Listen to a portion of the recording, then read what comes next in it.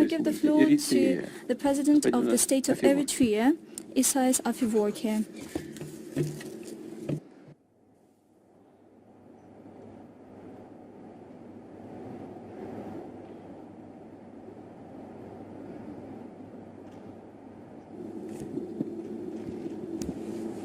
Your Excellency, Mr. Afwerki, you have the floor.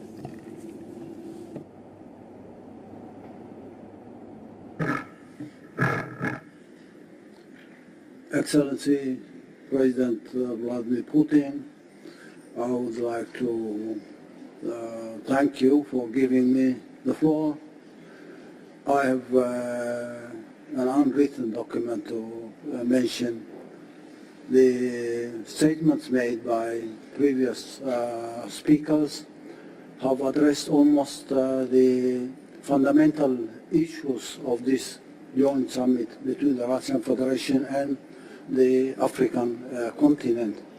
My emphasis would be on the process that we are undertaking now through consultation, developing consensus is very critical.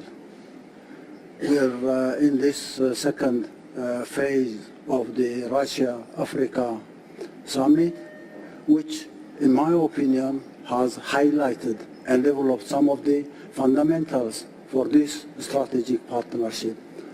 But the strategic partnership will have to take stock of serious issues at the moment.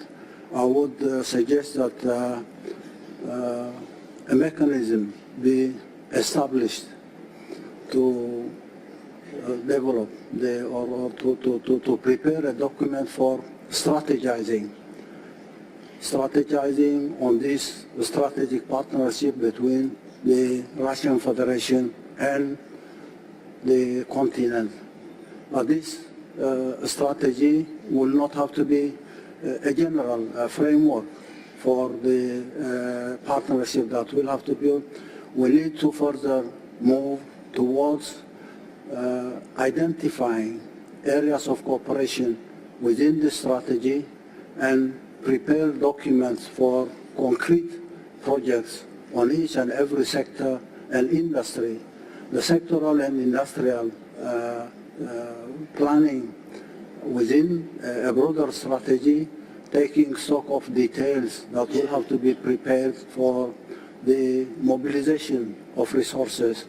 In my opinion, Russia, Africa, China, other partners, even outside Africa, Latin America, Asia, developing this project and their manuals or details of the plans that will require the mobilization of resources. I would say this continent has, as we're told, has more than 60% of natural endowments globally.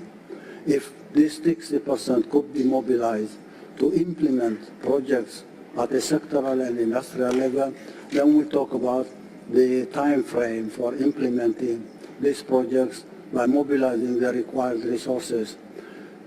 I'm confident to say that the Russian Federation has all the industrial base and technology base to provide the support required for this strategic partnership between Russia and Africa, but also including other continents that will make their contributions at the final achievement of the goals.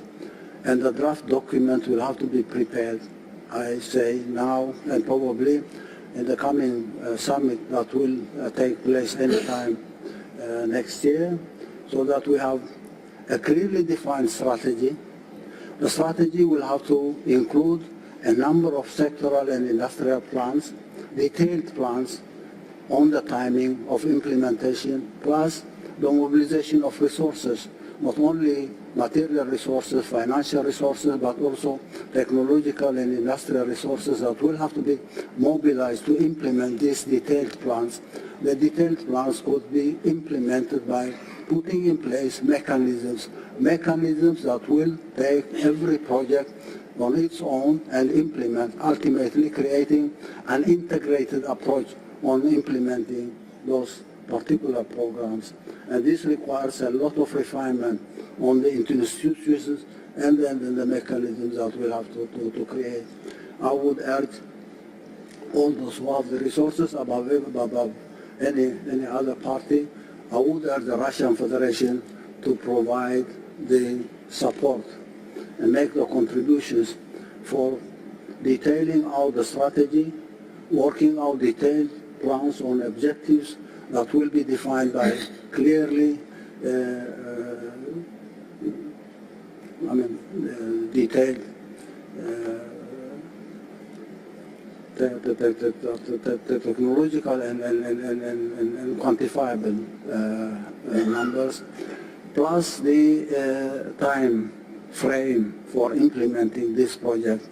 Once we have this document ready, the contributions from each and every partner at the continental level, on the part of the Russian Federation, plus other global partners who will join our effort to change the reality in Africa, because the coming generation after 25 years will have a population of 2.4 or 2.5 billion within the continent, and their issues will have to be addressed at an earlier phase rather than later on facing challenge for the implementation of this project.